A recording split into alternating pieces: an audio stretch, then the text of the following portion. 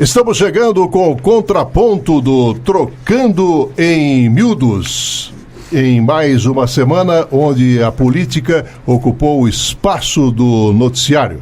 No programa de hoje, nós vamos continuar discutindo o governo interino de Michel Temer.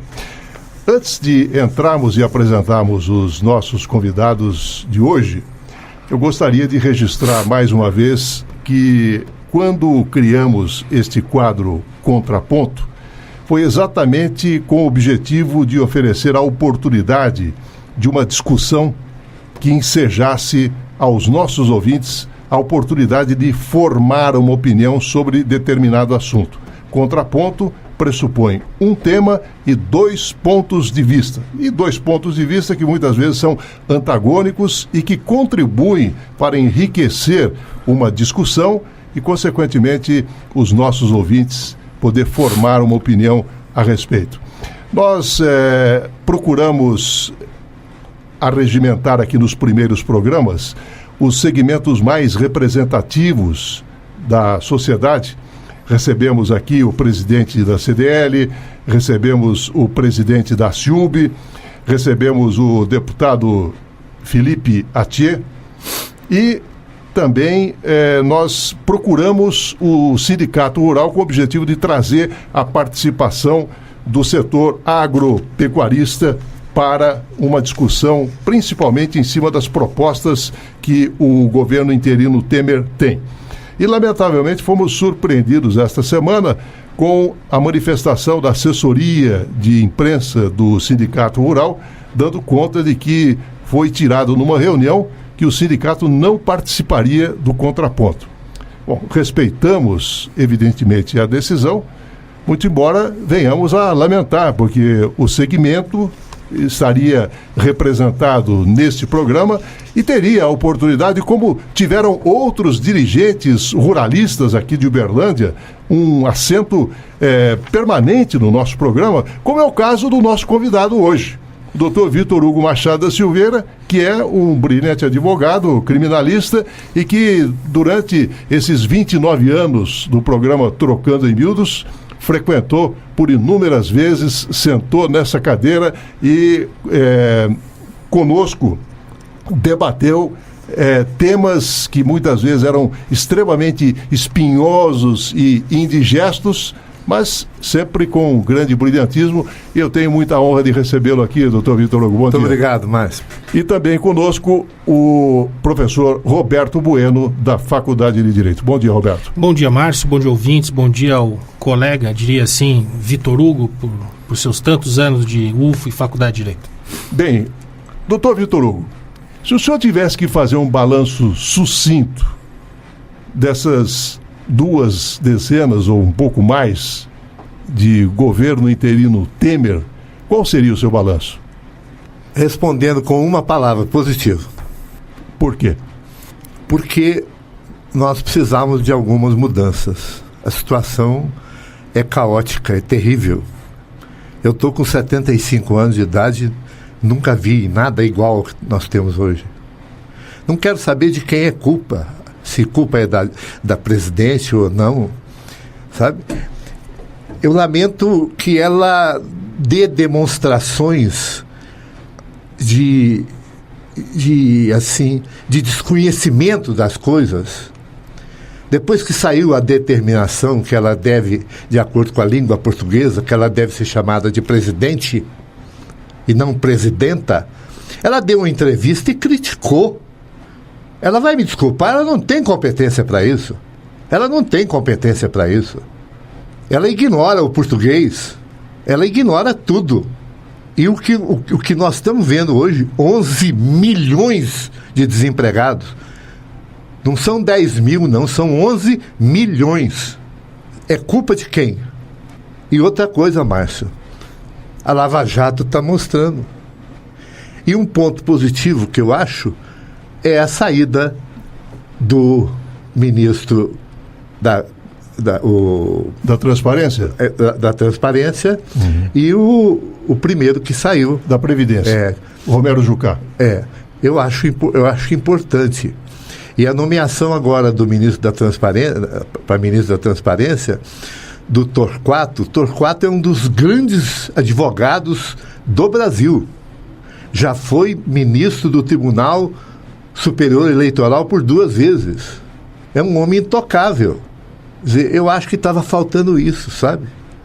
Nós estamos capenga de liderança. Agora, se ele vai dar certo, eu não sei. Eu não tenho paixão política. Eu sou um brasileiro que gosto demais desse país e sou muito otimista. Eu sou um cara otimista por natureza. Então eu sonho num Brasil que meus netos vão sobreviver, num Brasil melhor, num Brasil sem tanto sofrimento, sem tanto sobressalto, que nós estamos vivendo.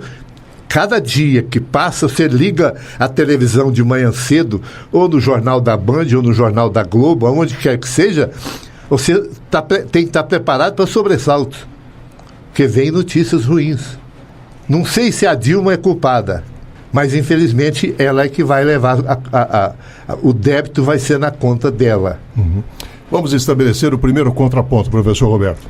Pois bem, como começou o colega Vitor Hugo, com a sua análise sobre o que nós temos neste momento servido à mesa, ele foi muito breve, seco e direto, pois a sua análise, diz ele, foi positiva, e eu lhe respondo negativa, fazendo jus e honra ao programa, que é o contraponto.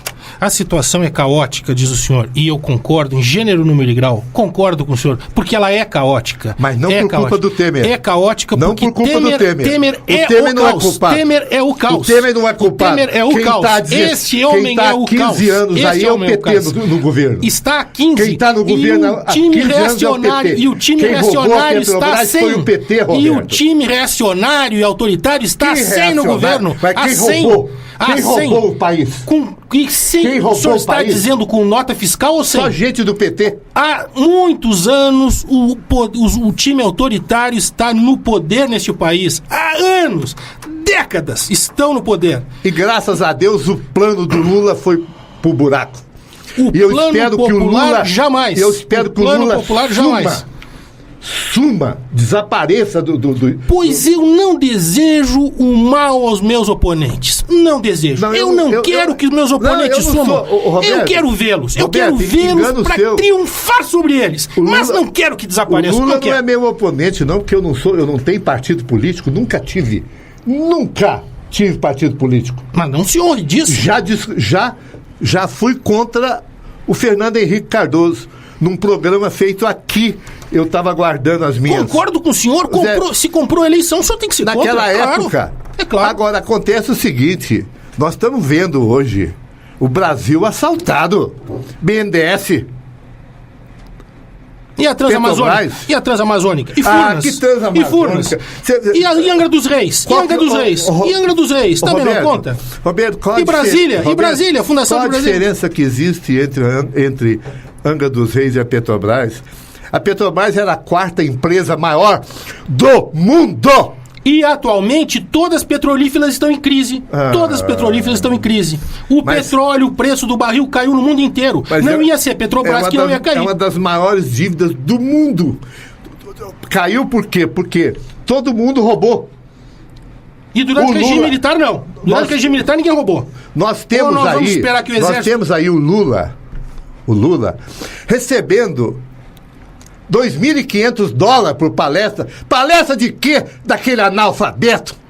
Pois essa é a diferença, colega Vitor Hugo. Essa é a diferença. Quando nós queremos uma liderança política, nós não exigimos que tenha o estudo superior. Nós exigimos é que ele represente o povo. E o povo deste país, por culpa dos regimes autoritários que tivemos, nunca deu educação. Nunca deu educação para esse povo. A universidade brasileira cresceu contra todos os esforços do governo Fernando Henrique Cardoso. Foi com os governos populares que cresceu. Isso é uma verdade. Você é muito jovem para falar de ditadura. Eu estudei a ditadura e eu li. E eu fui preso da ditadura. Pois então, o senhor tem vários motivos para ser contra. Eu fui preso da ditadura. O senhor tem vários motivos para ser contra os regimes autoritários. Mas eu não sou irracional. Concordo com o senhor. Eu não sou irracional. Concordo com o senhor. O senhor não é racional. Eu não posso compactuar com roubo. Nem eu. Que esse pessoal do PT fez. Concordo, mas é para perseguir a todos e não alguns. O Lula tem o desplante de dizer que uma casa para onde ele mandou 100 e tantas caixas de mudança não é dele. É um descarado. Não tem vergonha na cara.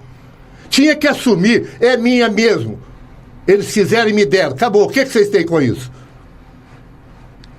Agora, fica desmentindo. Por falar em descarado, professor Vitor Hugo. Ora, aquilo ali... Por falar em descarado... Aquele negócio da chácara lá... Por falar em descarado, professor Vitor Hugo, por que Fernando Henrique não assume que mandou dinheiro pro exterior para sustentar um filho que não era dele? Por que não assume?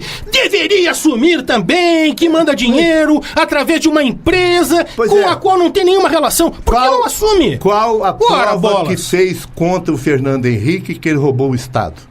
Nenhuma. Eu estou falando deste ponto. Nenhuma. Eu estou falando deste ponto. Agora, o Lula dá palestras em Angola, não sei aonde, do Diálogo A4 aí, e recebe da OAS, recebe da Odebrecht. Por que a Odebrecht tem que pagar? Que isso? Essas empresas tinham interesse em atuar no exterior? As empresas brasileiras cresceram e muito, as empreiteiras também, Roberto, se transformaram em transnacionais. Eu lamento trouxeram muita riqueza para este país por força desse governo popular. Brilhante como você pense dessa forma, sabe? Porque são pensadores dessa forma que estão levando o Brasil à bancarrota que nós estamos hoje. Ao contrário, tiramos milhões de pessoas da miséria, pessoas abaixo da linha da miséria que não conheciam Roberto, frango ou iogurte. Não conheciam. Desde quando 50 reais tira alguém da miséria? Esta é a questão, professor. Quem está na miséria sabe quanta diferença faz 49. Não é nem 50. Eu já passei fome e eu lhe digo, faz muita diferença, professor Vitor Hugo. 40 reais a mais, 5 reais a mais, faz muita diferença. Extrema diferença. É um almoço a mais, são 2 ou 3. E a fome, eu lhe digo, professor, a fome é cruel, a fome é terrível, a fome é horrorosa, a fome denigre o ser humano, a fome afunda a pessoa, a fome nos leva ao desespero, professor. 50 reais faz toda a diferença. Eu tenho um amigo que é motorista profissional. Há poucos dias nós estávamos conversando lá no fórum e ele falou para mim, eu falei, como é que está o ramo de transporte? Ele falou, sabe qual a grande dificuldade que nós estamos tendo hoje, a hora que nós chegamos aqui em Uberlândia? Eu falei, não. Ele falou, nós não temos peões para descarregar. Sabe por quê? Porque o governo criou tanta porcaria por fora que tem gente hoje ganhando R$1.000 por mês. Para que trabalhar? Para que trabalhar? Tem razão, para ser explorado não. Para ser explorado como foram com um regime de quase escravidão, em regime praticamente escravocrata, isto tem que ter um fim. Isto tem que ter um fim. As classes abastadas têm que aprender a remunerar o trabalhador, assinar carteira, reconhecer direitos, dar folga, como todo ser humano merece. Pelo fim da escravidão e da semi-escravidão. Pois é, e os 11 milhões que estão aí sem emprego são os que têm carteira assinada. Milhões que nós temos que ter em conta. Em 1970, o Brasil estava composto por 70 milhões aproximadamente de pessoas. Hoje o Brasil tem 200.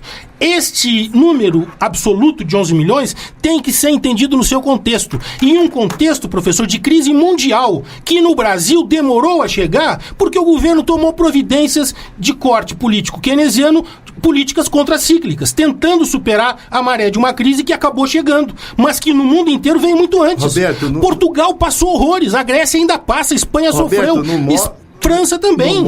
Não mostre o seu radicalismo defendendo esse pessoal, não, pelo amor de Deus. O meu radicalismo, professor, é pela defesa dos pobres. E essas pessoas. Ninguém pensa nisso? Eu penso, professor. Eu penso e me preocupo. Por mês você vai lá na Lagoinha dar assistência pros leprosos lá. Quantas vezes por mês você vai lá? Professor, eu tenho diversas atividades. Eu não vou à Lagoinha. Eu não vou à Lagoinha. Eu não vou lá. Eu tenho muitas atividades e as exerço com toda a preocupação possível. O senhor foi a quantas vezes em assentamentos aqui nesta região para apoiar o Sem Terra? O senhor foi a quantas? Me responda.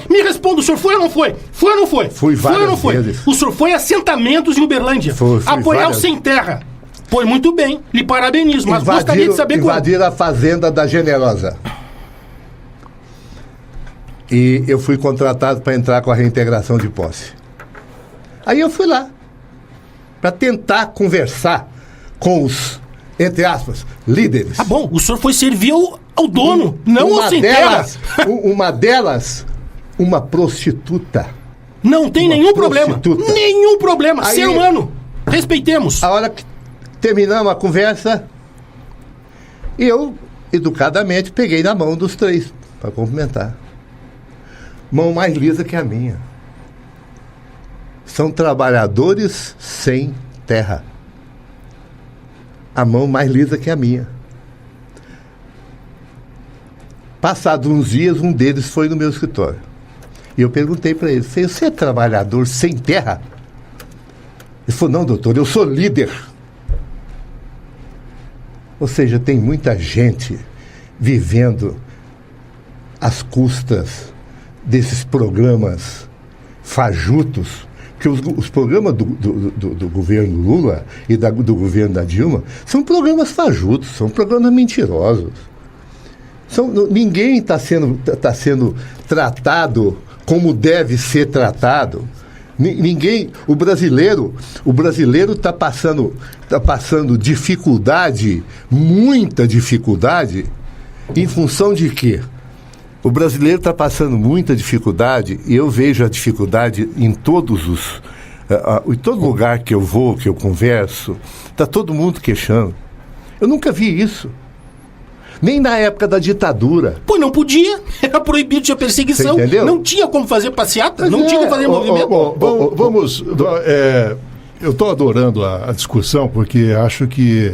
É claro que... A finalidade é essa, né? Não, a finalidade é essa. A finalidade é pôr fogo. Muito embora não haja necessidade da vociferação, né, de alterar profundamente o tom de voz, mas a gente entende que é dentro do contexto da indignação. Márcio, é difícil participar de um negócio desse, claro, mas sem ir aos extremos. Com certeza. E aqui agora, esse debate é duro, mas é respeitoso. É isso que é o bom. É isso que é importante. Então, eu acho que é muito interessante pela condução e pela forma e o ponto em que chegou a situação. O doutor Vitor Hugo, por várias vezes, fez referência à expressão, eu nunca vi isso antes. Então, eu vou aproveitar esse gancho, doutor Vitor Hugo, e perguntar, e aí a provocação vai exatamente nesse sentido de a gente estabeleceu uma discussão em cima disso, que eu também nunca vi isso antes. E olha que os ouvintes já sabem, eu comecei a trabalhar em rádio no dia 31 de março de 64, né? O dia do golpe militar. Eu nunca vi o país, agora falo como jornalista, como radialista, como cidadão, eu nunca vi um país tão dividido como vejo atualmente. Então, eu queria que vocês fizessem uma reflexão sobre o que gerou esse acirramento político, o que gerou essa divisão do país. Doutor Vitor Hugo. Ô Márcio, eu falo isso com conhecimento de causa por ter participado aqui no município, nessa cidade da região, de seguramente umas 15 reintegrações de posse. Todas as fazendas que foram invadidas pelo sem terra eram totalmente produtivas. A fazenda Capim Branco da Generosa, aqui você vai como se você fosse para Monte Alegre, e ali em frente à granja você vira à direita. Ela tinha 680 alqueires. Ela tinha 620 alqueires plantados de soja. E o sem terra invadido. Isso virou um negócio. Isso virou uma negociata. Eles invadem e depois, sabe o que acontece? Eles fazem exigência para sair. Você entendeu? Para sair, tem que dar barraca nova, tem que dar os cargos para fazer as barracas para onde eles vão, e etc. Aí o que acontece? Eles cumprem a ordem judicial, saem, acampam ao lado da fazenda.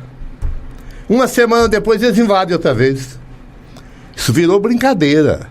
O direito de propriedade desapareceu. Agora, direito de propriedade, Márcio, de homens que trabalharam, como você conheceu, o pai da Generosa, que trabalhou, você conheceu ele? Não. Benedito, Não conheci.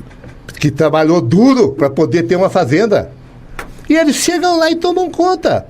E tem uma coisa, Márcio. A hora que você chega na entrada da fazenda, tem uma cancela com uma bandeira do PT do lado, proibindo você, proprietário, de entrar na sua terra. Que democracia é essa, gente? Meu Deus do céu. Contraponto, Roberto. Pois então, começando pelo final, observe, né, caro ouvinte, o direito de propriedade que foi aqui arguído, foi aqui esgrimido pelo Dr. Vitor Hugo, pelo colega Vitor Hugo, é como se fosse o máximo, o direito incontrovertido, aquele que não pode ser tocado. A vida pode. Claro, a legítima defesa, excludentes, a vida pode. A dignidade do ser humano nem se fala, mas a propriedade não me toque. De forma nenhuma. De forma nenhuma. A propriedade é um direito tão tocável, me permitam a expressão, quanto esteja em dissonância, em desacordo com os arranjos sociais, com o caráter democrático de uma vida pública. Portanto, quando nós temos figuras cuja origem do bem propriedade seja, assim, para lá de duvidosa, não temos que ter constrangimento em questionar isso. Porque, senhor Vitor Hugo, quando nós enxergamos pessoas atiradas na rua, da forma mais deprimente que se possa imaginar, crianças, e já não me diga que a criança tem algum pecado, vamos excluir o conteúdo teológico que tem a palavra pecado. A criança não tem culpa, senhor Vitor Hugo, nenhuma, e jogada no meio de uma sarjeta com mães e pais de famílias inteiras. Mas um dia que nós estamos de proteger um direito de propriedade, uma sociedade que se arruma, se arranja e organiza, jogando crianças à beira da estrada. Não há direito contra a organização digna de uma sociedade. Nós, enquanto seres humanos, o que temos que privilegiar é isso. E eu não estou dizendo, colega Vitor Hugo, que nós devamos rasgar o direito de propriedade. Não é isso que eu estou dizendo. Mas nós podemos fazer as coisas de uma forma humana, de uma forma a respeitar o ser humano. Nós podemos ter dignidade no trato, preocupados com as pessoas. Certamente o senhor não assinaria um contrato social onde o senhor fosse ab limine, a partida, um perdedor, e fosse jogado na sarjeta. Nenhum de nós faria isso. Nem em grau de retórica o senhor poderia admitir isso. Como o senhor disse antes, o senhor é uma pessoa racional, inteligente, e é. Então ninguém aqui assinaria, nenhum ouvinte, um contrato em que fosse ele jogado na sarjeta. Portanto, se a sociedade é, como diz do ponto de vista liberal, um contrato social, certo? Então, não há como justificar. Roberto, as fazendas na região nossa, que foram invadidas pelos sem terra, todas eram produtivas. A fazenda do Silvio Cunha Vasconcelos tinha 1.200 cabeças de gado. Sabe quantas cabeças de gado eles mataram em uma semana que eles estiveram lá? 12. 12. Não tem respeito pelo direito dos outros, não. Eu já advoguei contra esse pessoal. Eles jogam sujo. E os empresários, hein? O que o senhor acha? Que não recolhem impostos, que saem do marco do fisco, contratam advogados tributaristas fantásticos, competentes, fogem, muitos, não todos, industriais, contratam gente no CARF para fugir de impostos, grandes empresas. Agora nós já temos a denúncia do presidente do Bradesco, imagine só, diretor-presidente. E tem uma coisa, eu torço... E este o senhor acha que é o quê? Eu torço para a polícia conseguir prova contra ele e meter ele na cadeia. Isto mesmo, concordo com o senhor. Agora, essas pessoas estão com fome, senhor Vitor Hugo, sentem fome. E eu lhe digo, Roberto, isto é um horror. Roberto, quem conhece a história do mundo,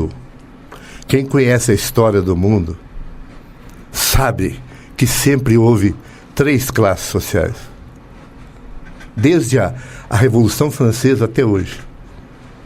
Desde os egípcios, desde os romanos. Sempre existiu. Eu tenho um exemplo na minha vida profissional. Quais são as 3 classes? Hein? As 3 classes. Quais são? O pobre, o remediado e o rico. Isso sempre aconteceu, Márcio. Isso é da história. Nós não vamos... Não vai ser uma ideologia que vai mudar isso. Nós podemos melhorar a vida, professor. O PT serviu-se dessa assistência aos pobres para roubar a Petrobras. É isso que eu não concordo. Mas o senhor conhece os países nórdicos? Lá não foi 20 mil reais, não. Lá foram milhões de reais. Milhões. E os sonegadores são bilhões. Saiu numa revista... quer dizer que você justifica roubar? Não Você justifica os ladrões? Não justifico. Que isso, Roberto? Não justifica ladrão, não. Só no lugar de ladrão é na cadeia. Concordo. É onde estão. É na cadeia. Tem que ir todos. Tem que estão lá, todos sem exceção. Inclusive gente que manda matar jornalista que denuncia, como ocorre em Minas Gerais. Cadeia neles, sem exceção. Mas não me façam investigações tendenciosas. De jeito nenhum. Bom, aqui em Uberlândia, nunca teve... Aqui em Uberlândia... Nunca nenhum jornalista foi assassinado por ninguém, não. De Uberlândia, sim. Em Uberlândia. De Uberlândia. De Uberlândia. Não em Uberlândia, né? De Uberlândia. De Uberlândia. Em Uberlândia houve? Eu queria só retomar o assunto. Tá empolgante a discussão, mas eu fiz uma pergunta e ela não foi respondida. A questão da divisão hoje da população brasileira, o acirramento político, esse acirramento que nós estamos vendo aqui no programa é retrato amplificado no país. Agora, doutor Vitor Hugo, então vamos tentar focar o assunto, porque... Eu não sei se foi em detrimento da minha colocação inicial, mas de repente deu a impressão até que o senhor se colocou na condição de preposto do Sindicato Rural defendendo a questão aqui. Mas o espaço. Aliás, eu quero falar sobre esse assunto. O espaço está aberto para eles eu virão quero falar em um momento sobre esse oportuno, assunto. ou outros representantes virão também. Mas vamos só virar um pouquinho a página para a gente não ficar. Deixa eu fazer só uma observação sobre isso. Eu lamento profundamente que um segmento tão importante da sociedade fuja do debate. Porque eu acho que isso que o Sindicato Rural fez é fugir do debate. E eu acho isso muito ruim. Como eu disse no editorial de ontem, respeitando até e invocando uma frase do escritor Luiz de Pirandello, até mesmo aquelas pessoas que não têm opinião, acabaram de ter uma.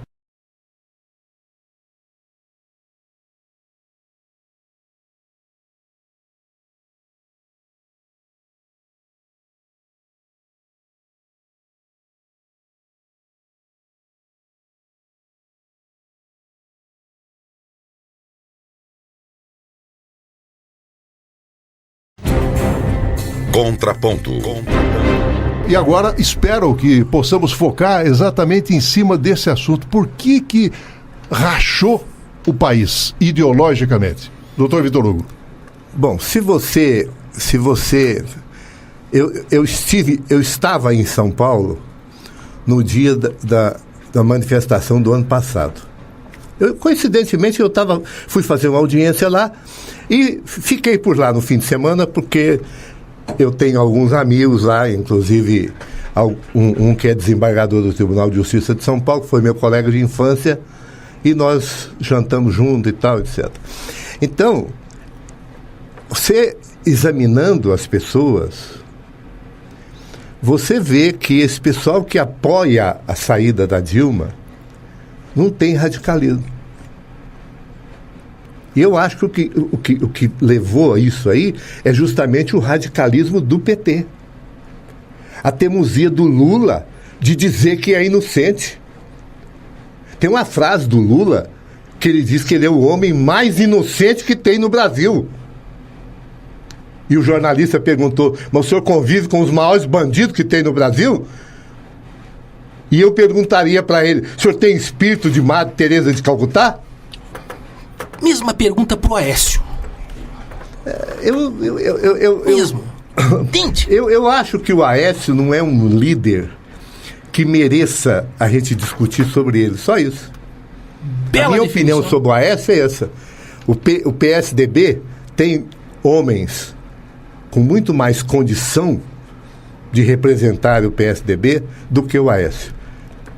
Sabe? Porque o Aécio pertence a uma geração que aprendeu a se acomodar, que aprendeu a se encostar. Tancredo Neves passou por 4 regimes de governo no país. E saiu lampeiro, não foi? Não é o caso. Nós precisamos de homens no Brasil já autênticos. Se vê que a genética não importa muito. Eu sou de opinião, se eu tivesse que escolher um líder para governar o Brasil, o Aécio não seria. Nem ele, nem o Lula. Contraponto. Porque eles representam os dois extremos opostos. E nós não precisamos de 2 extremos, nós precisamos de um meio. De alguém que pense no Brasil. Primeiro no Brasil. Em segundo lugar no Brasil, em terceiro no Brasil, em quarto no Brasil e até o fim. Contraponto. Para que observemos, né? Foi citado um governante que supostamente não pensou no Brasil. Mas, ora, foi sob este governo, precisamente sobre ele, que o país experimentou o período de maior desenvolvimento social da história. De maior desenvolvimento social da história. Agora, não me consta nem sequer que banqueiros tenham ficado desgostosos. Empresas, todos lucraram. Isto quer dizer que este homem não era um radical. Era um competente negociador que negociou da forma como esses banqueiros compreendiam a negociação política, da forma como o alto extrato industrial compreendia a negociação política, da forma como a alta nata do Congresso Nacional entendia a política. Quer dizer que conseguiu fazer políticas sociais desta forma. Outros governos da história inteira do Brasil não fizeram isto. Isto não é justificar o mal feito. Isto é justificar um governo popular, uma política popular. Os governos anteriores, durante décadas, não fizeram 1/3.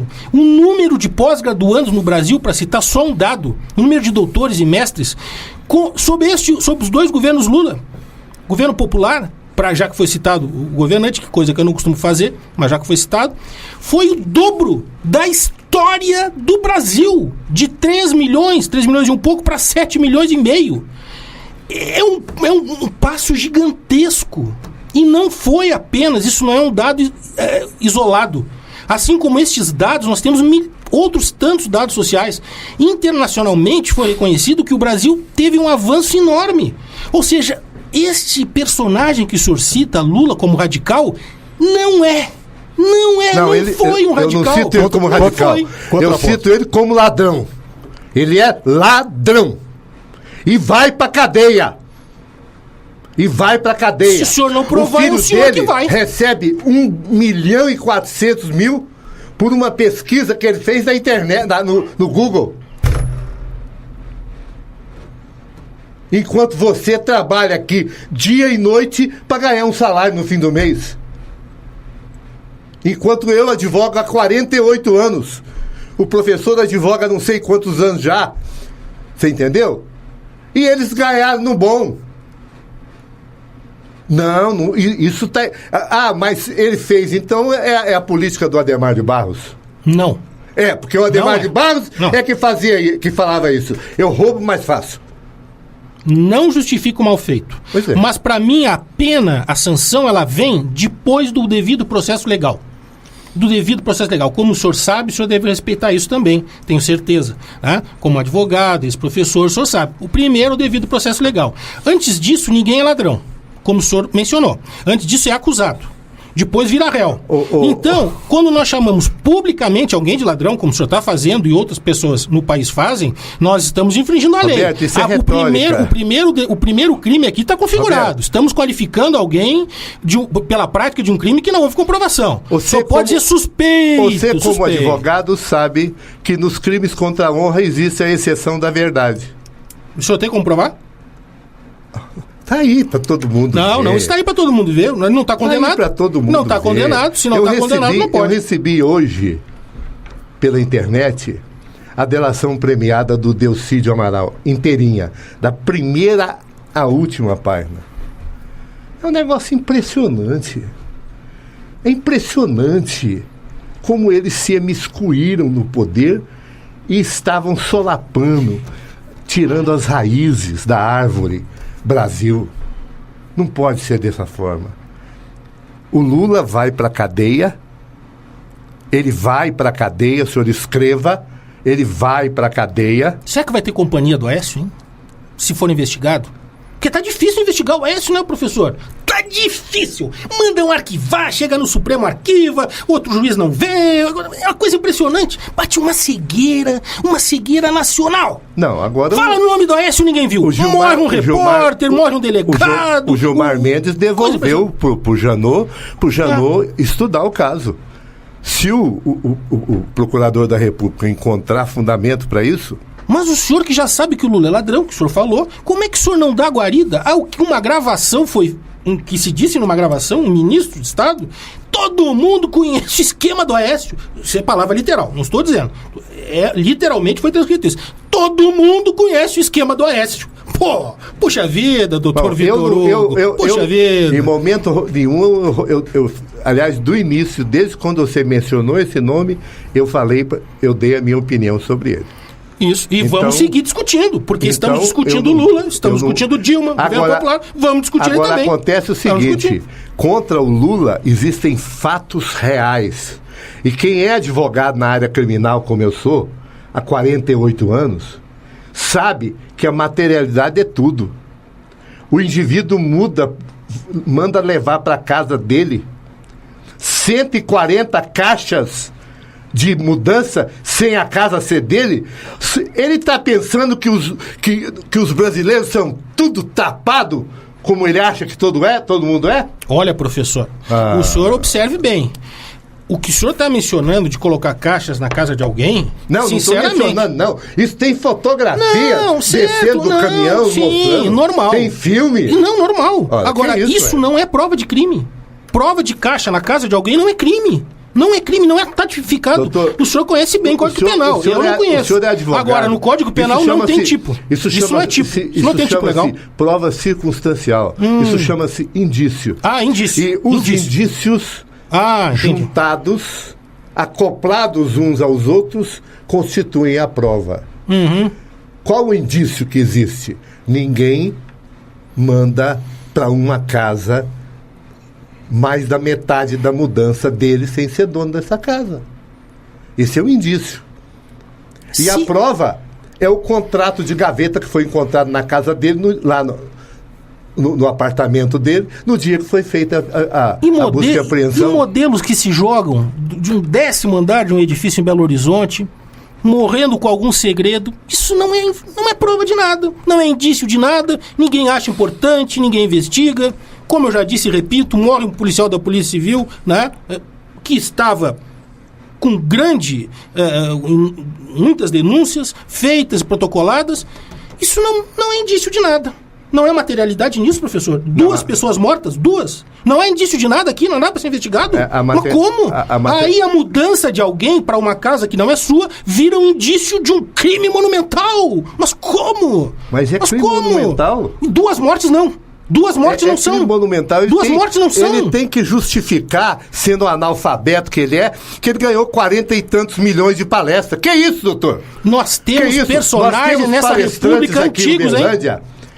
Aquele professor da agronomia, como é que ele chama, gente? Me foge o nome Gaspar. dele. Hein? Gaspar? Não. Me foge o nome dele. Ele tem uma empresa para dar palestras. Ele tem mestrado, doutorado e pós-doutorado e tal, etc. Meu filho terminou mestrado e doutorado e fez pós-doutorado em Portugal recentemente. Meu filho ganha R$500 por uma palestra, R$400, R$1.000. O Lula ganha $2.500. Quantos votos teve o seu filho? Eu não tive nenhum. Eu sou pós-doutor e não vou ficar rico. Não vou ficar rico com palestra, porque eu não tenho a representatividade popular que esse senhor tem. O senhor disse que é analfabeto. Pois não sei se é analfabeto. Não é analfabeto. Agora, é um homem que não é um ilustrado, formado numa academia brasileira, porque ele é de uma geração em que os pobres não entravam na universidade, não passavam nem na porta. No máximo, professor, deixa eu concluir esse pontinho, no máximo trabalhavam aqui na UFO, num lugar em que não lhes permitia nem entrar no bar. Se quisessem entrar no bar, tinha que pedir pra alguém, porque estavam com o sapato embarrado. Isso é uma cultura terrível. Isso nunca teve na UFO. Teve aqui, não. Teve aqui sim. Na UFO não. Teve aqui. Não teve. Teve. Eu conheço as pessoas que passaram por isso. Eu vi, me contaram, narraram os que sofreram. Não é de ouvir dizer. Aqui na UFO, sim, senhor. Nos Aqui na UFO. anos que eu tive aqui, eu nunca vi isso. Pois o senhor não soube, mas ocorreu. Quem sofreu me falou. Quem sofreu... E o que tem isso? O que tem? Porque é uma cultura. É uma forma de cultura que nós temos que acabar com ela. Porque esse senhor Lula foi um de tantos milhões que não teve acesso à escola. Um de tantos. E que logrou, pela sua engenhosidade, galvanizar apoios para chegar a uma posição política relevante e fazer o que o ilustrado Fernando Henrique não fez: criar instituições de ensino, universidades e muito mais. O que o ilustrado Fernando Henrique não fez, Lula fez. Pasme o senhor. Todo ilustrado que era o senhor Fernando Henrique, títulos e títulos de doutor pra lá, ou nós descalça pra cá, ou nós descalça pra lá, não fez. Não fez. Por que não fez pela educação? Porque não lhe interessava. O título de mestre e doutor que o senhor tem não vale nada. O senhor está desvalorizando o que o senhor é. Não estou desvalorizo. Não desvalorizo. No momento que o senhor valoriza o Lula, dizendo dessa forma, o Lula serviu-se de tudo isso para se locupletar às custas do país. Ele hoje é um homem rico, muito rico. Eu não estudei. A quebra do sigilo bancário dele deu um saldo de superior a 200 milhões de reais. Eu compreendo. Aonde que ele trabalhou para ganhar isso como presidente da República? Eu compreendo. Safado. Eu compreendo. Malandro. Eu compreendo que o senhor possa achar estranho que uma pessoa com a minha formação defenda alguma coisa diferente dos seus próprios interesses. Eu não me eduquei para defender o meu umbigo. Eu me eduquei às custas do povo brasileiro, com impostos, tributos pagos por esta gente sofrida. E eu dedico os meus esforços a eles. Sempre e sempre e sempre será a eles. Arriscarei o que for necessário, inclusive com debates como estes aqui, Roberto, para os quais eu não sou pago. Da demagogia do PT. Não é demagogia. Isto é uma democracia popular que a elite insiste em desconhecer. E quando conhece, quer derrubar. Bem, eu queria voltar ao assunto que propus na retomada da segunda meia hora do programa, porque estamos avançando, o tempo é implacável, né? E se a gente não conseguir domar bem o tempo, nós vamos ser engolidos pelo tempo, se a gente não souber domar bem esse tempo. Então, doutor Vitor Hugo, por que o país está rachado? Ideologicamente falando, na sua opinião.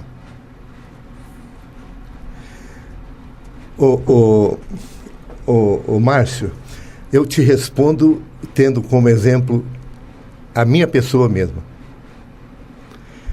Quando eu prestei vestibular para a Faculdade de Direito, do curso de Direito de Uberlândia, caiu um tema: Cuba e o Brasil. E eu era admirador do Fidel Castro, assim, eu era vidrado no Fidel Castro. Naquela época, quando eu tinha meus 20 e poucos anos. Né? Hoje, eu me decepcionei. Profundamente. Quando o Lula foi candidato a primeira vez, eu votei nele. E quando ele foi candidato a segunda vez, eu votei nele. Mas hoje eu vejo o que ele fez do meu voto. Se locupletou, se enriqueceu às custas dos votos de brasileiros que queriam o bem para o país. Então eu vejo, dessa forma. A passagem do tempo fez com que essa divisão se tornasse... Ela sempre existiu, Márcio.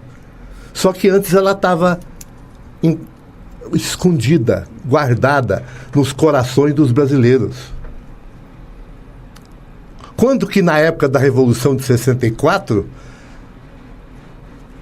acontecia esses movimentos que aconteceram recentemente. Nem podia. Nem podia. Nem podia. Era né? bala, era chumbo e tortura. Agora, o que acontece? Eu perdi um amigo, inclusive, no dia 31 de março de 1964. Já contei isso para os nossos ouvintes. O Antônio Morales, que era um estudante de engenharia, ele foi participar inocentemente de uma palestra, de uma passeata dos funcionários do frigorífico São Carlos do Pinhal, que estava com 3 meses de salário atrasado, justamente no dia 31 de março. Ele sumiu. Eu era locutor reserva, em decorrência da ausência dele, fui guindado à condição de titular, que não absolutamente então, isso não ilustra. O que eu acho que divide o país é isso, você entendeu, Márcio? É que com o passar do tempo, com o passar dos anos, com a evolução da imprensa, porque quando eu era estudante em São Paulo, eu gastava 3 dias para falar com meu pai aqui pelo telefone. Você pediu uma ligação hoje para conseguir falar amanhã ou depois de amanhã. Hoje eu ouço no rádio as pessoas, esses programas que tem, as pessoas... Hoje, por exemplo, tinha um indivíduo falando com o radialista de Angola. Quer dizer, é um negócio fantástico. E isso clareou a nossa cabeça. O brasileiro foi... E o brasileiro é passional. Vai ser passional até o enquanto o mundo. Acabou. Separou as ideias. Eu acho que o que causa essa divisão é essa evolução. Contraponto. Eu digo que o que causa esta divisão, sem a pretensão de determiná-lo tão precisamente, mas um fator pelo menos importante, ouvintes, professor Vitor Hugo, é que o Brasil esqueceu de qualificar o estudo de história. Esqueceu. As pessoas esqueceram que precisam conhecer o seu passado. As pessoas precisam conhecer de onde vieram. As pessoas precisam conhecer como era a vida na geração passada. Em 2 gerações, em 3, em 4. Precisam conhecer que há pouco tempo atrás os direitos sociais foram conquistados a fórceps. Porque não houve um acordo social como houve nos países nórdicos. Ou na virada de século, com o arranjo social-democrata que inspirou tantos países. E lá, colega Vitor Hugo, e lá nós temos 3 classes, mas nós não temos miseráveis, pessoas que morrem à míngua. Não temos. Esta é a diferença. Esta é a diferença. Sempre houveram, como o senhor diz, pessoas pobres, remediadas e ricas. Sempre houveram. Mas o horror da miséria, esta coisa horrível que é a exploração até a última gota de sangue, já não é nem mais de suor, isso não precisa haver. E isso nem sempre existiu. Visitemos a Noruega, visitemos a Suécia, e não precisamos ser tão ricos quanto para não sermos hipócritas, malvados, diria eu, para fazer o que se faz com essas pessoas. Portanto, o que me parece é que nós esquecemos de estudar história. Os governos populares esqueceram de qualificar esse estudo para saber que durante a ditadura não se faz mais movimentações políticas públicas, e se for privado corre risco também. Essas pessoas que estão nas ruas hoje estão esquecendo que estão apoiando um governo de viés autoritário e sabe-se lá mais o quê. Porque o senhor Bolsonaro, eu lhe digo, este não é autoritário, este é um fascista. É um fascista daqueles da pior espécie que eu posso conhecer. É da pior espécie, daqueles que apoiam estupro, que o senhor, professor Vitor Hugo, não apoia, certamente Roberto, não apoia. Roberto. É um espécime deplorável. Roberto. Mas que eu não quero eliminar, quero que fique vivo. Eu não mas vou deplorável. perder, eu não perco meu tempo de falar desse homem de jeito nenhum. Sabia disso? De jeito nenhum. Sabia disso. Falar de um homem desse, nós estamos engrandecendo ele. Mas é que o senhor está apoiando esse regime. Não, o senhor está apoiando. Não tem nada disso. O senhor está apoiando esse regime. Nada disso, Tá nada apoiando. disso, de maneira nenhuma. As classes sociais, eu ia contar uma história da minha vida. Quando nós fundamos o Colégio Inconfidência, você lembra do Colégio Inconfidência? Ali na João Pinheiro, né? Primeiro foi construído o prédio do lado direito, depois nós construímos um galpão do lado esquerdo. Quando nós construímos o prédio do lado direito, no dia 17 de março... Tinha alguma conotação ideológica ter seu prédio da direita, da esquerda? Não, né? Não. É apenas para localizar, né? E quando nós construímos lá, nós contratamos um carpinteiro para fazer o telhado. ele nos entregou pronto e recebeu no dia 18 de março. Só que ele, em lugar dele colocar as telhas assim, ele colocou as telhas assim. Veio a enchente de São José, que naquele tempo ainda tinha, né? Inundou todas as salas de aula. Esse homem, quando trabalhava para nós tivemos que adiantar um dinheiro para ele enterrar um filhinho dele que havia nascido morto. No outro ano nós construímos o galpão. Se você for lá, você ainda vai ver lá a cobertura que foi feita.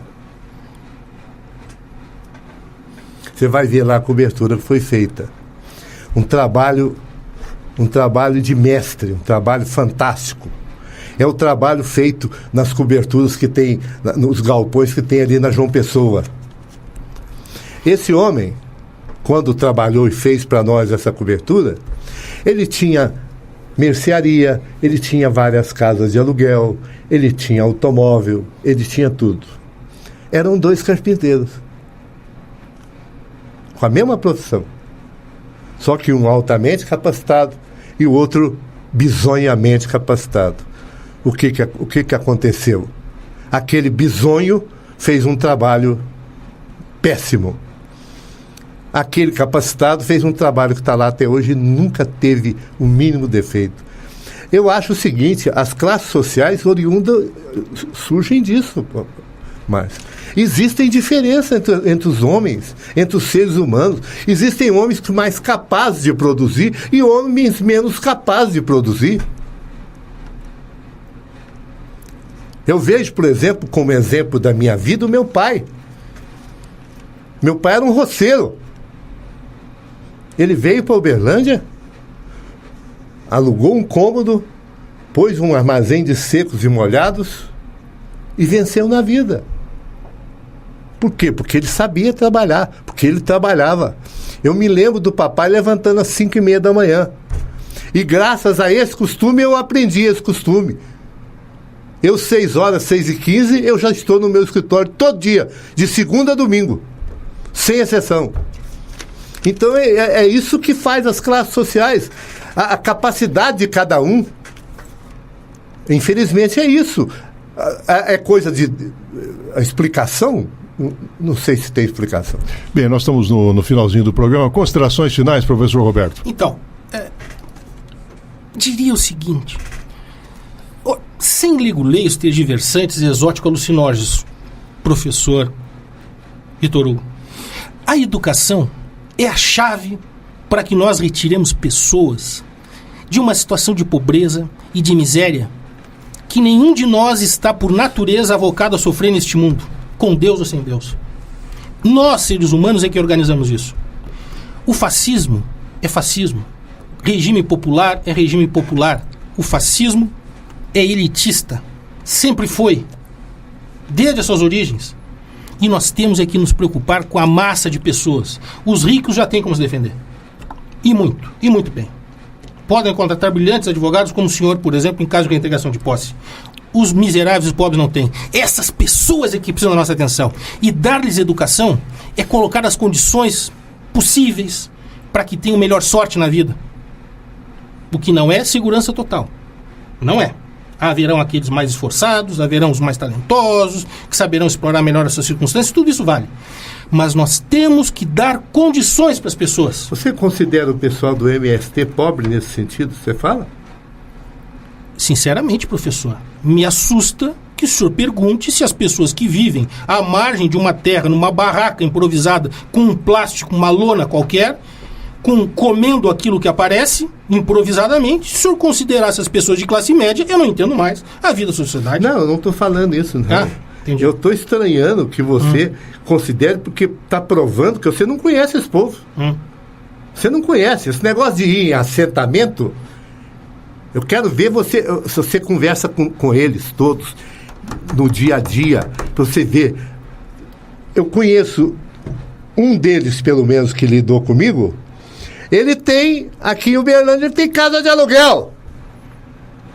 E recebeu terra, uma fazenda que foi daquele menino que foi tesoureiro na campanha do Virgílio Galassi, aquele que morreu do coração. Gladson Guerra. Do Gladson Guerra. A fazenda dele foi desapropriada na época.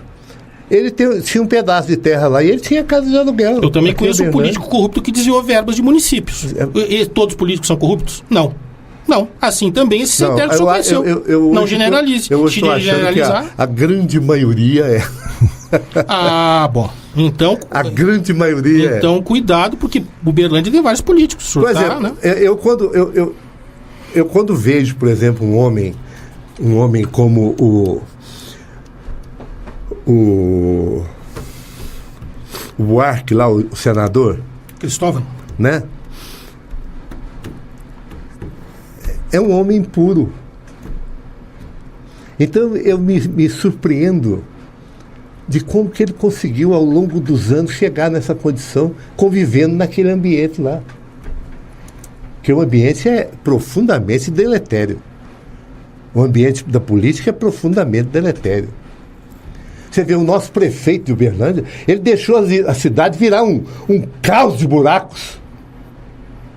A chuva não tem nada a ver com isso, pô. Tem nada a ver com isso. Isso é conversa fiada. É o Gilmar que vai lá isso e bate a picareta, então. Isso é conversa fiada. É ele que vai lá e faz o buraco. Tá bom. Na avenida que eu vou pro meu apartamento, tem um buraco que ficou lá 1 mês e meio.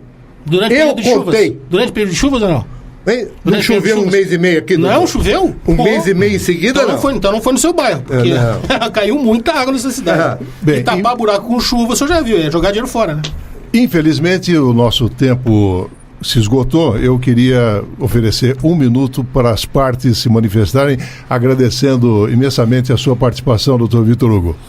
Eu que agradeço você me convidar para isso, porque é uma oportunidade que você dá a gente de externar um pouco de ideias.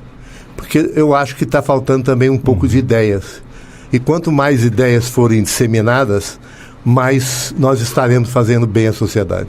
Professor Roberto, muito obrigado pela participação. Obrigado aos ouvintes pela sintonia, que aliás tem sido muito generosa, né? Tenho recebido vários retornos disso. Me alegra muito que nós tenhamos, pelo menos, professor Vitor Hugo, um espaço nesta grande mídia destinado ao contraponto, ao embate de ideias, porque as pessoas estão precisando disso. Pontos de vista diferentes para tirar as suas conclusões. É isto que a grande mídia brasileira não está fazendo. E acho que este é um grande mérito deste programa, excelentemente bem pensado e capitaneado pelo colega Alvarenga. Bem, e ontem nós tivemos o Cine Contraponto, que vai continuar. O Cine Contraponto nasceu exatamente com o objetivo de oferecer a oportunidade de exercitarmos um pouco a crítica à mídia. Até que ponto a mídia acerta, até que ponto a mídia erra, até que ponto a mídia é conivente com o estado de coisas reinantes. Então, ontem nós tivemos no Muna a exibição do filme O Mercado de Notícias, seguido de uma discussão muito interessante entre o professor Roberto Bueno e o jornalista Rick Paranhos. Oportunamente, esperamos também contar com a sua participação. Eu gostaria que você criasse uma oportunidade para se discutir o impeachment. Ah, com certeza. Vamos... Para se discutir juridicamente falando, não politicamente falando, juridicamente falando, que o pedido de impeachment foi feito por 2 dos maiores advogados do Brasil, por um promotor de justiça que foi perseguido pela Revolução de 64. Em seu menor momento. Que teve a sua casa bosteada, o termo é esse... Encheram uma meia de merda, furaram um buraco e fizeram assim na casa dele, do apartamento que ele estava viajando, que é o Dr. Hélio Bicudo. Eles não iriam fazer esse pedido se eles não tivessem certeza do que eles estavam fazendo. Muito obrigado mais uma vez aos nossos participantes, muito obrigado aos ouvintes que prestigiaram o programa Contraponto, que retorna no próximo sábado, a partir das 11 horas. E não se esqueça, amanhã, 8 da noite, tem a música no cinema. Muito obrigado ao Mário Júnior na sonoplastia, o Benício Batista na edição, o José Luiz Caetano no painel eletrônico e a Ellen Mello na assessoria de imprensa.